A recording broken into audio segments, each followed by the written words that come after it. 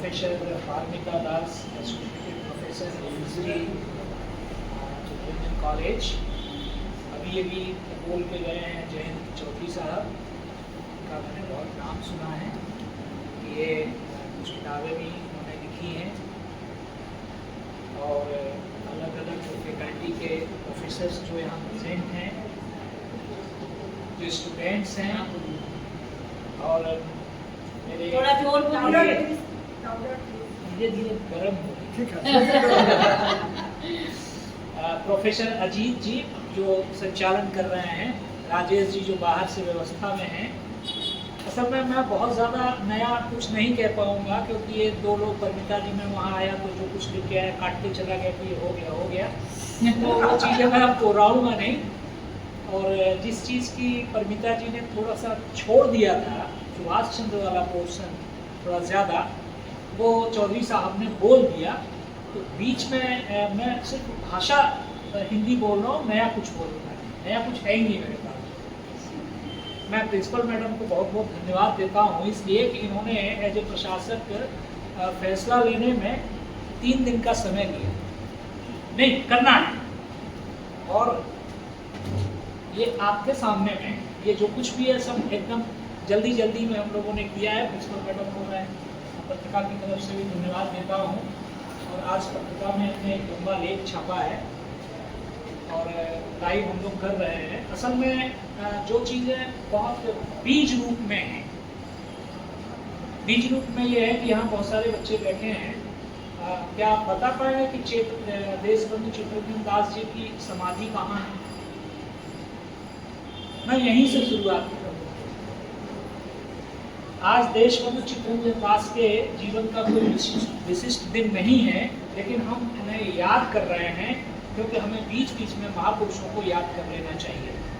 मेरे साथ एक दुर्घटना घटी और वो दुर्घटना ये थी कि लगातार बातचीत नहीं करने से कई लोग खड़े हो जाते हैं, ये कहते हो कि हम उनके घर के हैं। मेरे साथ ये दुर्घटना घटी कि एशियाटिक सोसाइटी में हम लोग वंदे मातरम के 150 साल पर एक कार्यक्रम कर रहे थे और किसी ने सुना और हमें अपना वो कागज़ दे गए कि ये मैं उनके परिवार का हूँ और ये मेरी लेख है, आप इसको पढ़ दीजिएगा। तो उसमें मैं भी प्रेजेंट था। नेट्टी से जहाँ बंकिम चंद का घर है वहाँ के रिसर्चर्स थे। हमने जैसे ही वो कागज़ पढ़ना शुरू किया और किसी ने कहा कि ये आदमी उनके परिवार का नहीं, हमने वो लेख वहीं छोड़ दिया। फिर हमने तय किया कि नहीं, अब हम अलग अलग जगह कॉलेजेस से मिलेंगे, संस्थाओं से मिलेंगे कि बीच बीच में हम उनको याद कर लेंगे। और इसी क्रम में ये कार्यक्रम है जिसके लिए मैंने प्रिंसिपल मैडम को धन्यवाद भी दिया है। कालीघाट एरिया में जब आप हाजरा मोड़ से चेतला की तरफ जाएंगे तो पुल पड़ता है जिसके नीचे में आदि गंगा बहती है। इसको पार करते समय जब आप जाएंगे तो बाईं तरफ में, जो कलकत्ता लोग नहीं आए नहीं समझ पाएंगे, वहाँ एक लंबी सी आकृति है सफ़ेद रंग की और वही चित्रंजन दास की समाधि है। हालांकि उनकी एक और यादगार की जो संस्था है वो जैसा कि चौधरी साहब ने कहा दार्जिलिंग में भी है और उस शमशान घाट को केवड़ा तल्ला शमशान घाट कहते हैं। आप लोग इसको जब भी उधर से गुजरे तो एक बार हाथ जोड़ लीजिएगा अपने महापुरुषों का। देशबंधु भारतीय स्वतंत्रता संग्राम के प्रमुख नेता भी रहे, सेनानी भी रहे, वकील रहे और सबसे ज़्यादा जिक्र जिस बात का मैं करना चाहता हूँ, जिसका जिक्र परमिता जी कर रही थी बार बार, कि 1920 के आसपास कांग्रेस में ऐसी स्थिति थी कि जो लोग चेंज चाहते हैं, जो लोग चेंज नहीं चाहते। जो लोग चेंज चाहते थे वो चाहते थे कि अलग अलग जगहों पर जहाँ जहाँ पोस्ट हैं वहाँ हम इंडियंस जाएं और चेंज करें। और कुछ लोग कह रहे थे कि नहीं, चेंज नहीं करना है। बाद में 2 बड़े घटनाएं होती हैं कि सुभाष बोस के समय भी काउंटिंग होती है और सुभाष बोस जीत जाते हैं। ठीक वही स्थिति 1920-21 के आसपास में रही, जो कांग्रेस में जो लोग नहीं चेंज चाहते थे उनकी संख्या बढ़ी।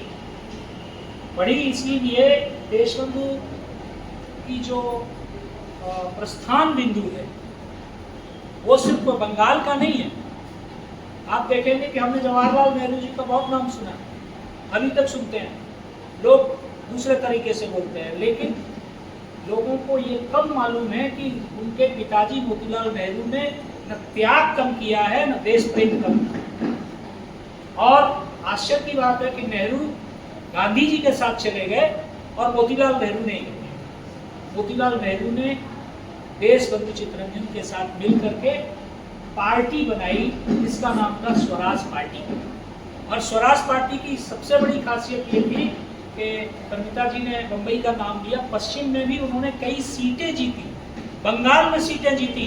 और बंगाल में स्थिति ये हुई कि स्वराज पार्टी के आदमी को, कोई भी हो, चित्तरंजन दास जी को ये ऑफर किया गया कि आप बंगाल के मुख्यमंत्री बन जाइए, लेकिन उन्होंने इस बात को मना कर दिया। पूरा देश इस बात को कहता है कि अंग्रेज आए, कलकत्ते में बस गए, कलकत्ते में बस गए, कलकत्ते से ऐसा हुआ। लेकिन मैं एक बात बहुत अच्छी तरह रेखांकित करना चाहता हूँ। आप प्रभात मुखोपाध्याय को पढ़ेंगे। प्रभात मुखोपाध्याय 2 है बांग्ला में। एक प्रभात मुखोपाध्याय जिन्होंने रविन्द्रनाथ की जीवनी लिखी है, एक वो है जिन्होंने बहुत सारी व्यंग्य रचनाएं लिखी हैं, और लिखते लिखते उन्होंने ब्रह्मो समाज पर बहुत सारी कहानियां लिखी और बहुत सी फनी कहानियां हैं। एक आदमी सुबह उठता है, अपनी बीवी को बोलता तुम हमको प्यार करती हो, तो मजाक में बोलती है नहीं है, तलाक। मैं ये इसलिए कहानी कह रहा हूँ पूरी तरफ जा नहीं रहा हूँ। इस कलकत्ते की धरती पर, जिसको रेनेसंस बोलते हैं, रेनेसंस के बाद में जो ब्रह्मो समाज आती है, ब्रह्मो समाज का मैं इसलिए जिक्र कर रहा हूँ कि चित्तरंजन दास के परिवार के एक शायद चाचा थे जो ब्रह्मो समाज की पत्रिका निकालते थे। और ब्रह्मो समाज कलकत्ता में आज भी जितने स्कूल है, कॉलेजेस हैं, उनमें बहुत सारे कॉलेज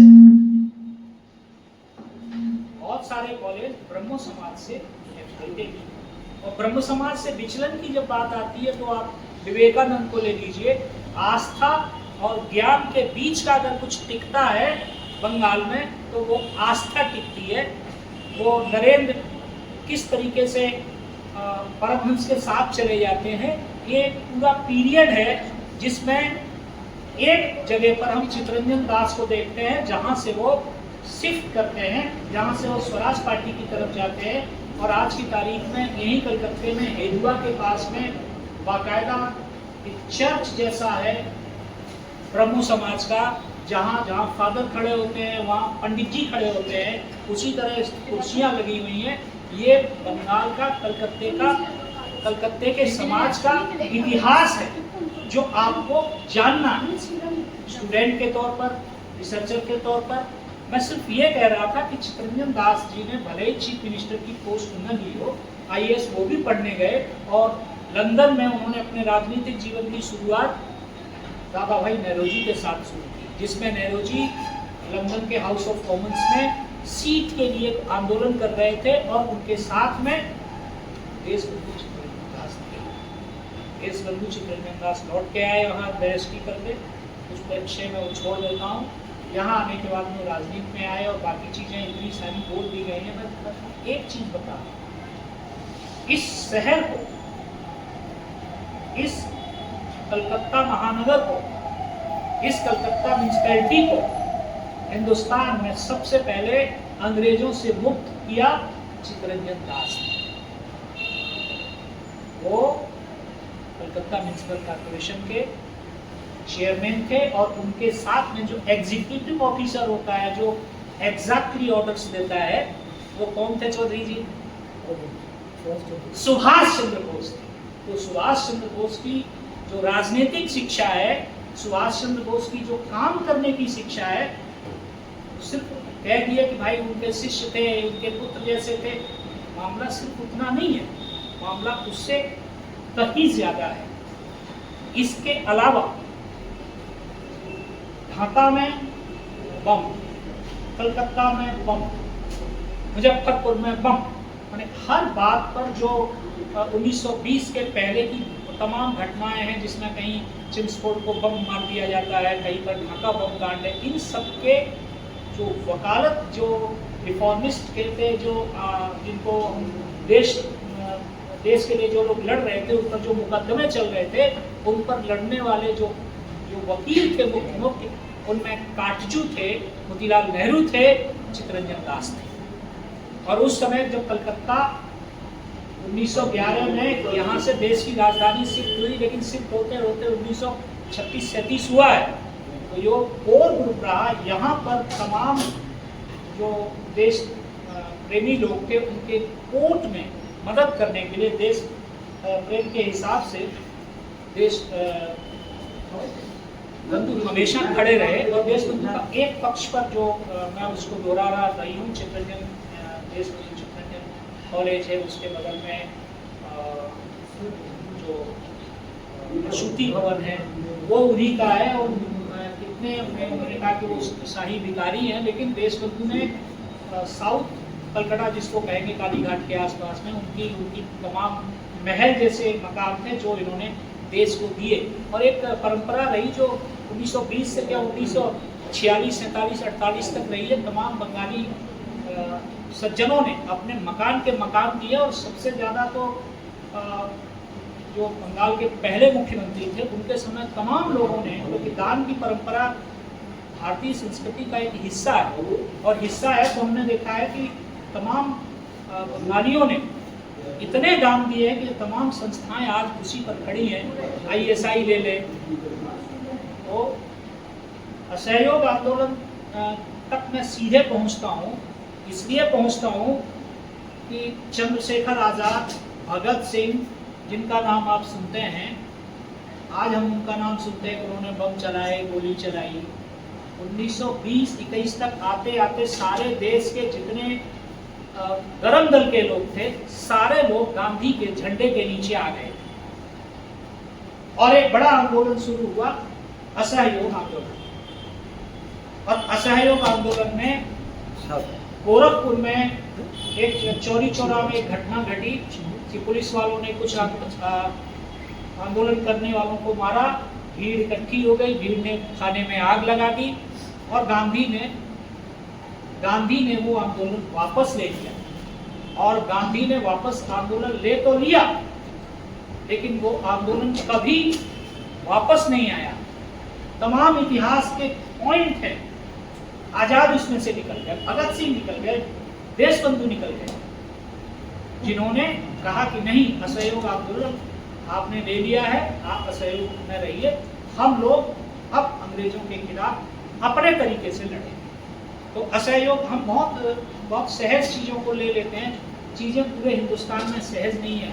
एक बार सीटी मारने के बाद जब दौड़ शुरू हो जाएगी तो आप किसको रोकोगे तो किसको नहीं रोकोगे। यही वो बिंदु है जहाँ से देशबंधु अलग होते हैं, जहाँ से स्वराज पार्टी का जन्म होता है। और इसके बाद के परिवर्तन, उन्होंने ठीक ही कहा कि उनकी अगर असमय डेथ नहीं होती तो हिंदुस्तान का राजनीतिक इतिहास कुछ अलग तरीके का होता। तब ऐसा नहीं होता कि वन वे हो गए होते, या जिन्ना साहब आकर के सांप्रदायिकता की बात कर रहे होते। सांप्रदायिकता की बात जो करते हैं, उनको बंगाल का थोड़ा सा इतिहास देख लेना चाहिए। उनको ये भी देख लेना चाहिए कि यही 46 में, 45-46 में यही गवर्नमेंट थी, जिस गवर्नमेंट में हिंदू मुसलमान दोनों शामिल थे, जिसमें जोगिंदर मंडल शामिल थे। और मैं सिर्फ एक बात बोल के हट जाना चाहता हूँ, क्योंकि आप लोग काफ़ी देर से बैठे भी हैं, तो मेरे पास भी असल में ज़्यादा कहने के लिए कुछ है नहीं। पिताजी ने कह दिया, चौधरी साहब ने कह दिया, जो पॉइंट मुझे लग रहे थे कि यहाँ से हम लोग प्रस्थान कर सकते हैं, इसलिए कि यहाँ जो बच्चे बैठे हैं उनमें से कल कौन बड़ा रिसर्चर होगा, और सिर्फ उसकी तरफ देखें। क्योंकि हमने अपने तरीके से चीज़ों को इकट्ठा करके कह दिया, ये वो लोग हैं जो चीज़ों को आगे ले जा सकते हैं, जिसकी सख्त ज़रूरत है। जिस तरह से हम लोग इतिहास बदल के लिख रहे हैं, कभी कुछ कर रहे हैं, कभी कुछ कर रहे हैं, इस बात को देश को बताने की ज़रूरत है कि 1946 में एक सरकार बनती है जिसको ये जिम्मेदारी दी है कि इस देश को चलाना है। तो बंगाल फाइल्स की आप बात कर रहे हैं, गोपाल पाठक की बात कर रहे हैं, मैं साइड हटा देता हूँ। कांग्रेस ने और मुस्लिम लीग ने मिलकर इस देश की सरकार बनाई, और उसमें 5 आदमी मुस्लिम लीग ने दिए, 35 आदमी कांग्रेस ने दिए। मुस्लिम लीग ने जो 5 आदमी दिए उसमें एक आदमी बंगाली था, नाम था जोगेंद्रनाथ मंडल। मैं सिर्फ ये कह रहा हूं कि देश न तो कागज पे बना हुआ नक्शा है और न देश 24 घंटा में बनता है, न देश बटन दाबने से बनता है। देश के प्रति जो लोग समर्पित हैं उनके इतिहास पर बात करते हुए, उनकी बातों को याद करते हुए बनता है। यही हम सबके यहाँ होने की सार्थकता है। मैं एक बार फिर से सभी को धन्यवाद देते हुए अपनी बात समाप्त करता हूँ। बहुत बहुत धन्यवाद। और ये कहते हुए जय, आप नारा लगा रहे थे ना, जय हिंद, जय हिंद, जय हिंद, जय हिंद, जय हिंद।